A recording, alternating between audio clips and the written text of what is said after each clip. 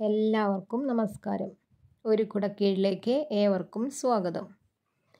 അറിയേണ്ടതെല്ലാം കുറഞ്ഞ സമയത്തിനുള്ളിൽ ഒരു കുടക്കീഴിൽ. ഞാൻ ഇന്ന് വന്നിരിക്കുന്നത് ഒരു ഗോതമ്പ് പായസത്തിൻ്റെ റെസിപ്പിയുമായാണ്. ഒരുവിധം എല്ലാവർക്കും ഉണ്ടാക്കാൻ അറിയാവുന്നത് തന്നെ ആയിരിക്കും. എങ്ങനെയാണ് രുചികരമായ നുറുക്ക് ഗോതമ്പ് കൊണ്ടുള്ള പായസം ഉണ്ടാക്കുന്നതെന്ന് നോക്കാം. സൂചി ഗോതമ്പ്, പായസ നുറുക്ക് എന്നൊക്കെ പറഞ്ഞ് വാങ്ങാൻ കിട്ടുന്ന ഗോതമ്പ് 2 ഗ്ലാസ് നന്നായി കഴുകി ഒരു കുക്കറിലിടുക. കുതിർത്താൻ വെക്കേണ്ട ആവശ്യമില്ല, കുതിർത്താലും കുഴപ്പമില്ല. അതിലേക്ക് 5 ഗ്ലാസ് വെള്ളം ഒഴിച്ച് 2 വിസിൽ വരുന്നത് വരെ വേവിക്കുക. വേവിച്ച് വെച്ച നുറുക്ക് ഗോതമ്പ് ഒരു ഉരുളിയിലേക്ക് ഒഴിക്കാം. അടി കട്ടിയുള്ള ഏത് പാത്രം വേണമെങ്കിലും ഇതിനായി എടുക്കാവുന്നതാണ്.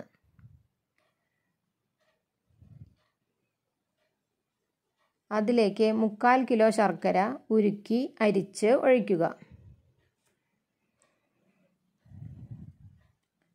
ശർക്കര ഒന്ന് കുറുകി വരുമ്പോൾ നാളികേരപ്പാൽ ഒഴിക്കണം. അതിനായി 2 വലിയ നാളികേരത്തിൻ്റെ പാലെടുക്കണം.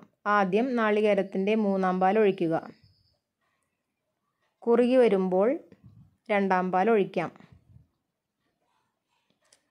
വീണ്ടും കുറുകി വരുമ്പോൾ നാളികേരത്തിൻ്റെ 1-ാം പാൽ ഒഴിക്കണം.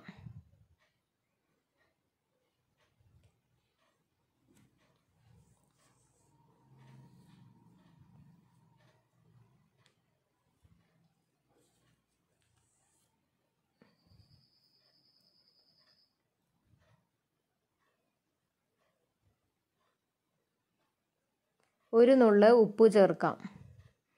പിന്നെ അധിക സമയം തിളക്കേണ്ട. അണ്ടിപ്പരിപ്പ്, മുന്തിരിയും നെയ്യിൽ വറുത്ത് ചേർക്കാം.